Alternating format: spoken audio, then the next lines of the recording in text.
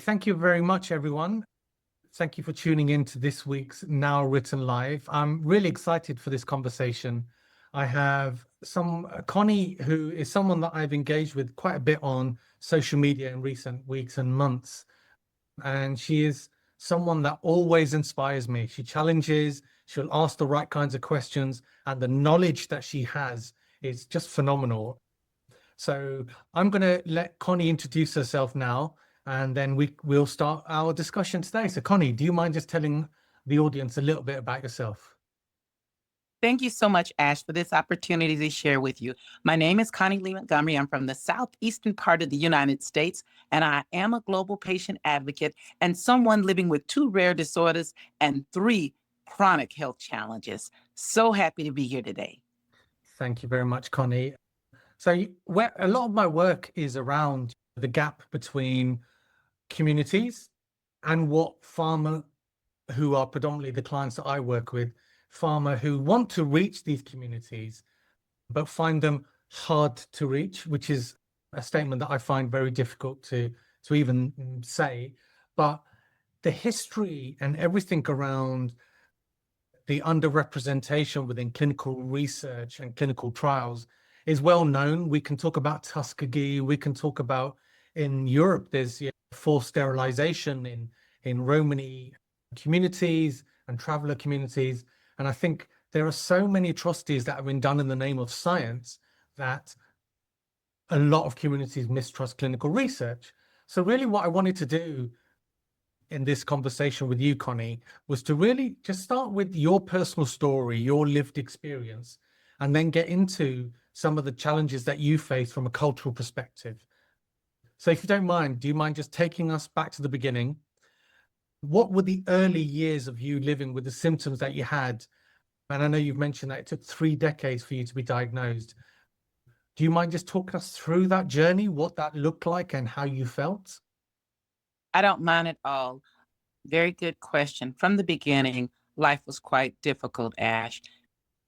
I live in the southeastern part of the United States. I am a Black woman, a woman of color, and I identify with the Gullah Geechee tribe. So bringing just those things to the table made life difficult for me. And then my mom and my dad were married for 14 years, and then they got a divorce, which set up a whole nother landscape of issues. And I was a child that had constant nosebleeds for 10 to 15 minutes, had the swollen joints, had the bruising, and then when I became of age, had the menstrual cycles that last for half a month. So having all of these complexities on top of each other made life very difficult for me as a young girl in the southeastern part of the United States. And being a part of the Gullah Geechee culture, that brought its own lens of understanding. First of all, we were from the communities that were forced here, forcibly brought here. We are the descendants of the original Africans that were brought on the southeastern coastline. And that's important because my mother raised us the Gullah Geechee way. We're a proud people. And so our health issues and challenges stayed in the home. What happened in the home stayed in the home, and for good reason, because with a lot of Gullah Geechee, we know the stories associated with how we got here in the Black diaspora. We know that the very first introduction we had to Western medicine was on the slavery auction block in Charleston, South Carolina, where I currently live about an hour and 30 minutes from. So we understand this, that being poked and prodded in front of an audience of people was our first introduction to Western medicine. And then once my mother's generation and the generation before her, they didn't receive proper health care at all. So when she said what happens in the family stays in that family, even medically, I listened to that. So as a young girl, only when we got desperate and we felt that it was a near-death experience that my mother reached out for help to try to get me some help with, at that time, was just bleeding disorder symptoms because it didn't have a name, because no one diagnosed it. Wow. And so you spent 30 years being dismissed. What does that actually do to you over that time? Like, how do you now, 2026, how do you look back at that time and that experience, and how has that impacted your engagement in healthcare? Ash, it's completely changed, I think, and it has actually directed the trajectory of my life. Having not get the care that I needed for 30 years, I think it even determined what professional profession that I chose. I became an occupational therapist. I wanted to be a healthcare helper simply because I knew the treatment that I received was not appropriate. I knew the stories from my mother's generation and the generations before. So I even chose a career path based on the mistreatment that myself and so many that look like me and come from the community come from experience. Having said that, absolutely. I would say, of course, psychosocially, it affected me greatly because not getting a proper diagnosis, not getting the proper care and treatment and being listened to absolutely affected me negatively. It made me think twice about even sharing any type of healthcare symptoms for years, because I saw how they treated mother. And then when I became of age, I saw how I was treated. And I was like, there's no need to go tell them about what's going on with me. No one's truly listening to me. They don't value my input and they don't take my symptoms seriously. So knowing all of this, I put my healthcare for years on the back burner, never even on the table. And I'm talking about, Ash, while becoming a healthcare practitioner. I was like, why walk through the door and try to receive treatment when they're not even going to listen to me? Yeah, yeah. I think that brings a lot of similarities, I think, from myself and yourself, is that I've had similar challenges with my family and myself, and it's driven my career really to get to this point where I'm having this conversation with you. It's really, how do I play a role in changing the system? How can I make it better? How can I ensure that a family like mine or a family like yours doesn't go through what we had to go through? So I think that's really interesting. I suppose when I was younger, I was quite resentful of healthcare, and similar to you, I didn't really look after myself. I was more concerned with trying to fix things. So yeah, but tell me about the car accident, and if you don't mind, also defining what factor 7 deficiency is. What was that moment like anyway? Tell me about that. The car accident, I was en route to Charleston, South Carolina. I graduated from the Medical University of South Carolina in Charleston, and I was en route to Chucktown one day.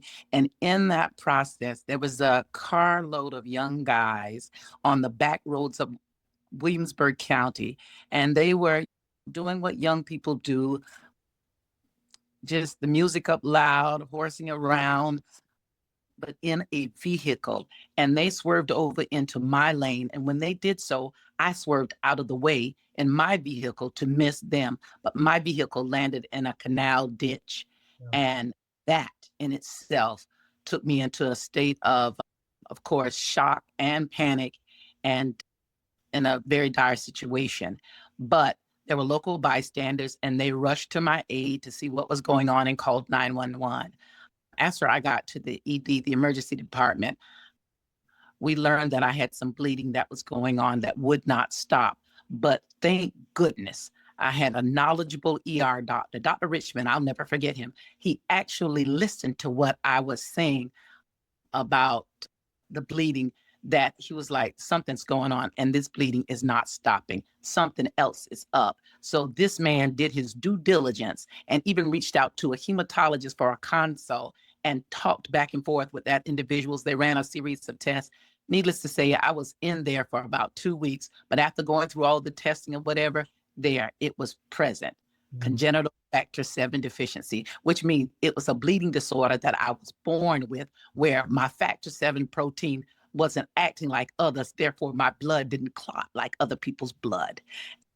I had this all of my life. I had delivered 2 children via C-section and almost died twice. All the symptoms were there, but the healthcare practitioners were not listening to what was said, nor did they care to look any farther with assessment or evaluations to find out why it was that way with me. And yes, let's just go there, Ash. Let's talk about it. It could have been implicit bias. It could have just been outright discrimination. It could have been they're just not knowledgeable about the condition. But whatever it was, it impacted my life greatly. Yeah. And killed me. Yeah. I think for me, it just blows my mind that you had it your whole life.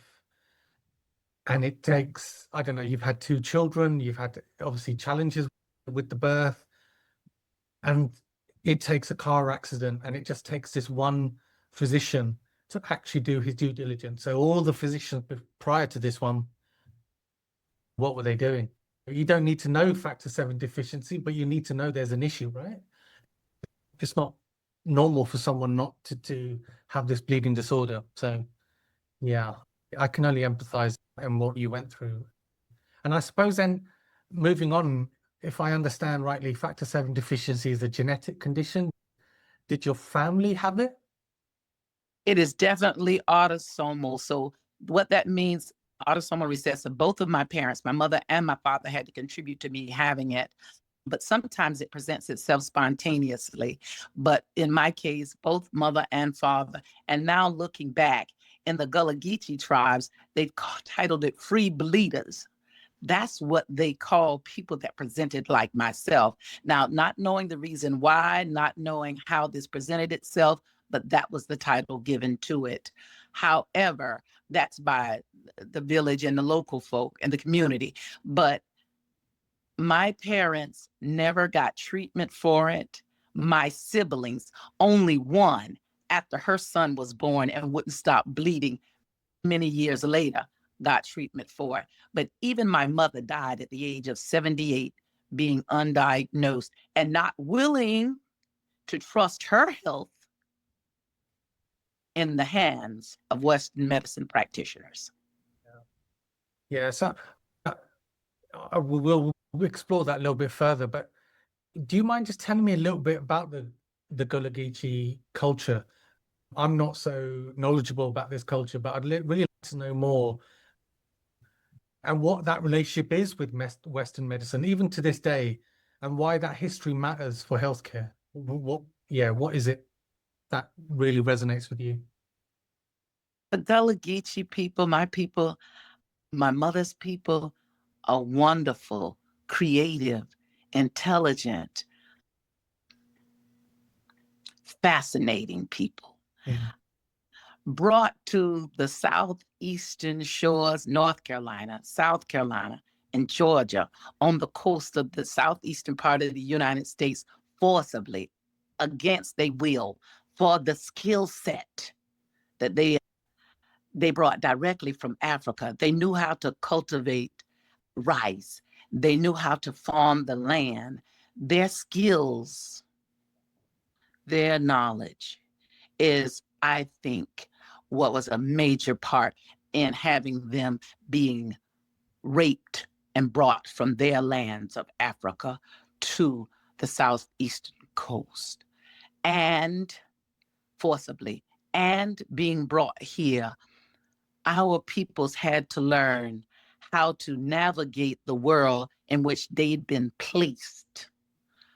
And they did so, and did it magnificently, because they learned how to not only hold on to some of the traditions from the African culture, but they learned how to work amongst the enslavers and the plantation owners, and work their fields and build their lavish homes and do all of these things, while at the same time caretaking and loving on their own families that they were having and developing, which I am a direct descendant of. I'm very proud of my Gullah Geechee heritage, but we also have been taught from my Gullah Geechee heritage not to trust Western medicine because of how our ancestors were treated on the slavery auction block, and then later in life, how generations after that were dismissed, ignored, and not paid attention to, even up until today, 2026. Because you are a person of color, because you are a person that identify with the Black diaspora, you may go into a facility right now. I may go into a facility and not get the treatment as my Caucasian or white counterpart would get. Let me give you a fine example of that. I have a daughter who is highly educated. She has an advanced degree in biomedical science and research at the molecular cellular level. However, just last year and the year before that, trying to obtain care for her bleeding disorder, no one believed her. No one wanted to hear what she had to say, even walking in the door with a genetic test that stated the bleeding disorder of her mother and her father and herself. She was dismissed. So even today, because a lot of representation is not present, I would say it in the healthcare and the research and the clinical trials fields with people that identify with our culture, that look like we look, and that have had the experiences that we've had. When we share what is happening with us, whether it's symptomology or whether it's something else going on in our lives, because the social determinants of health and social drivers of health do impact healthcare directly, people don't listen. And so they miss that. And that directly impacts care given and care received. And that directly impacts whether people want to participate in research and clinical trials. Wow, it's a lot to take in. And the question that it leads me to is, I will come back to it, but I really want to get into, how do we improve this nationally or globally? Because the challenges you're experiencing or talking about, it's the same in the UK, it's the same across Europe, it's the same globally. So maybe we could revisit that. But where I want to go now is the industry often talks about Tuskegee, and it's one of the most cited cases out there around some of the atrocities that happened to the Black community in the US. And I think it is one of the most prevalent stories. But when we met ahead of this meeting, you said in our pre-call that it goes much deeper than that. Do you mind just sharing a little bit more about why it goes a little bit deeper, or what is so deep-rooted? Absolutely, Ash, because it is not just multi-generational, multi-layered, the distrust, the mistrust in Western medicine, but it's so much deeper. You cited the Tuskegee study, but then there's the Henrietta Lacks HeLa cells that even up to this day sits in the laboratories of clinical research centers around the country, especially in these medical institutions. And we know the story with Henrietta Lacks. We know that her cells were taken unbeknownst to her and against any kind of knowledge of hers and used for generations. And finally, her family got some sort of compensation maybe 2 years ago, and really not anything that would be remotely able to replace what had happened to their family as a whole and what had happened to her, having a part of her biological system stolen and used for generations for someone else's economic gain. I want to say to you also, there's studies where the modern day father of OBGYN, Dr. James Marion Sims, where he did all of his research on enslaved Black women for years without anesthesia to develop the speculum that is used to this day on women when they go and have their medical checkups for their reproductive organs. Those atrocities, we know, they're stated in history. But what about the things that are currently happening? I just gave you an example of what happened to my daughter just 2 years ago, highly educated, being totally ignored. I just gave you an example of what happened to me, taking 30 years to be diagnosed with a bleeding disorder I was born with. I also told you that my mother passed in 2021 at 78, still refusing as a Gullah Geechee woman to go and be treated by healthcare because she knew, because she'd heard the stories for generation of being treated so terribly.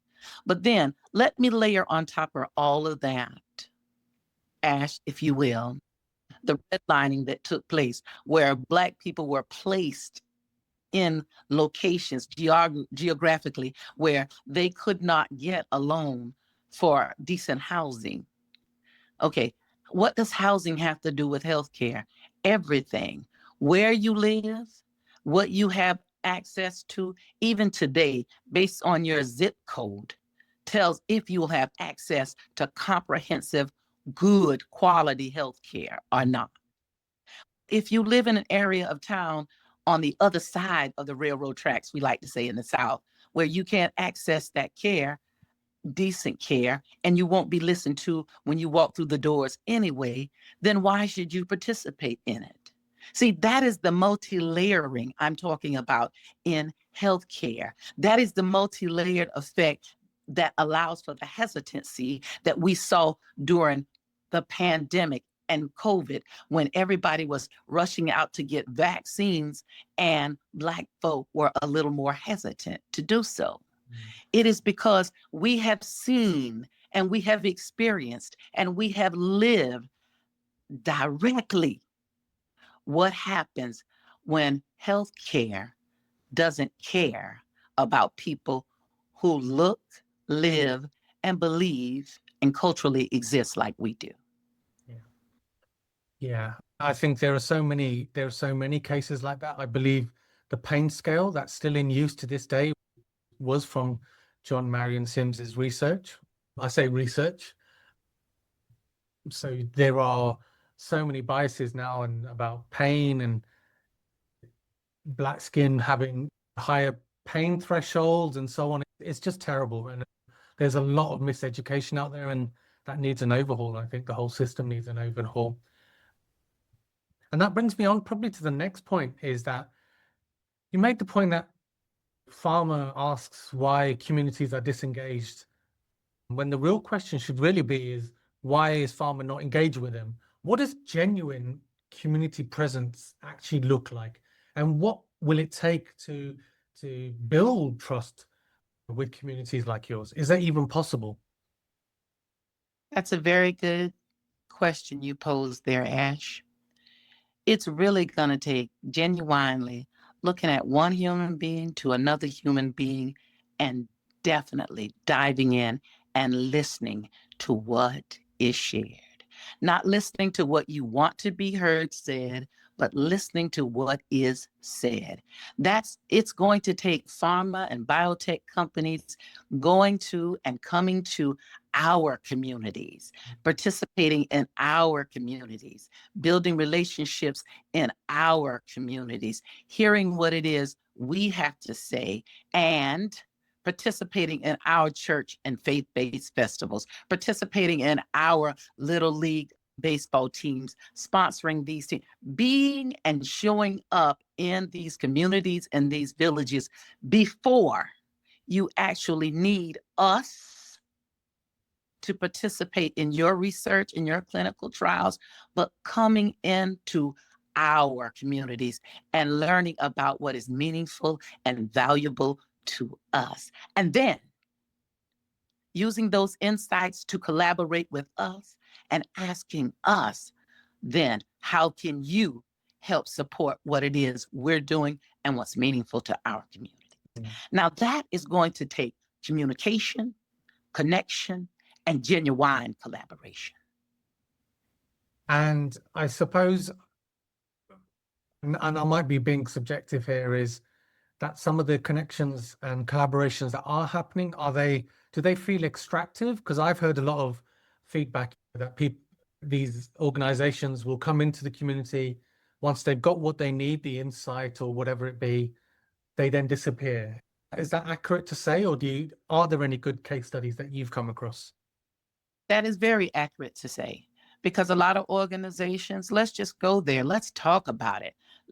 I absolutely believe in being hot. I call it honest, open, and transparent. And let's go there today.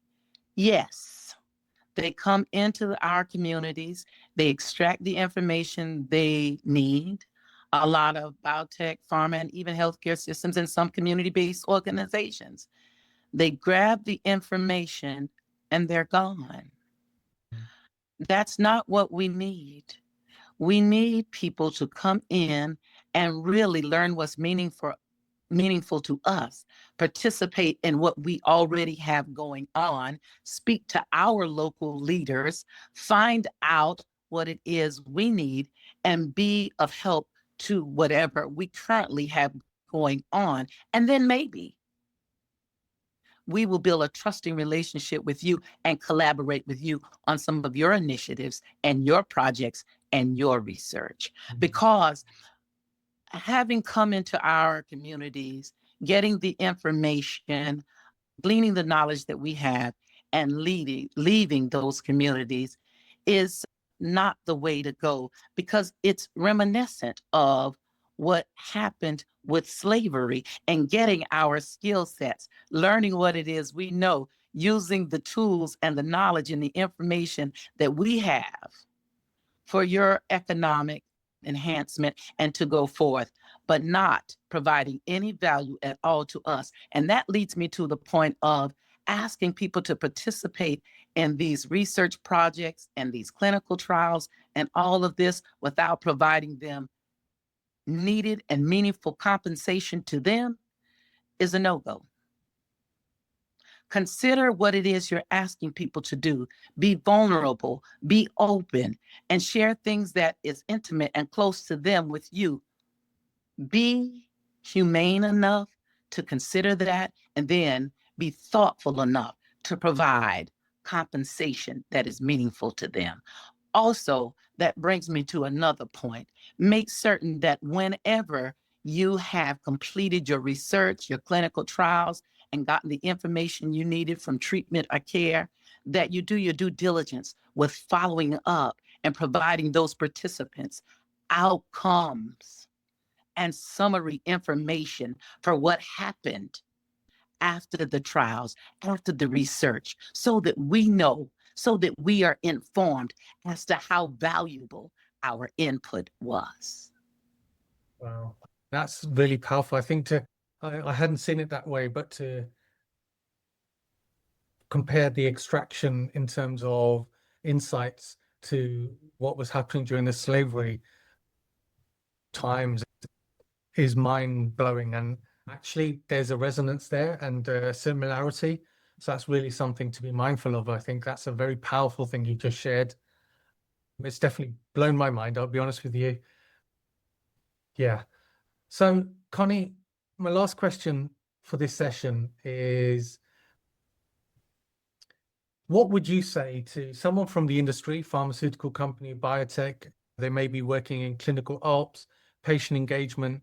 If they are listening right now, what do you want to say to them when it comes to their strategy? I want to say to everyone, someone working as a clinician in healthcare, those individuals working in biotech and pharma, those clinical trials teams getting ready to set up trials, I want to say from the outset, through the development of, well beyond post follow-up, make certain that you truly have authentic patient engagement that is representative of the people you want to work with in the processes. So when you're developing, I'm talking about co-creation now, true co-creation. When you're developing protocols, when you're developing the actual trials, every phase, make certain that you have the voices at the table and not just as a checkbox. Make certain you have the voices at the table, that you're going to embed the insights that they give you in these clinical trials and in the care delivery systems you are developing and in the medications and the products that will come to market. Make certain that you embed the insights in all of these processes from the outset, post follow-up, in a way that is meaningful to the represented communities that need this information and that need these medications and that need these interventions the most. I think that's the full stop. That's really well said. Connie, I could genuinely listen to you all day. I love the hot communication style. I love it. And I might even adopt it for future sessions. But thank you very much, Connie.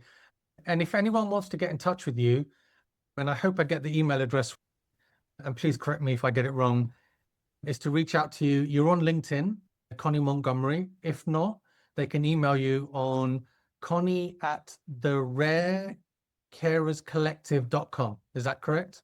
That is correct. Yeah, brilliant. And I'll put that in the notes as well. But thank you very much, Connie. I really appreciate your time today. Thank you so much, Ash, and listening to my story and the story of the Gullah Geechee people. I appreciate you. Thank you very much. Very kind of you.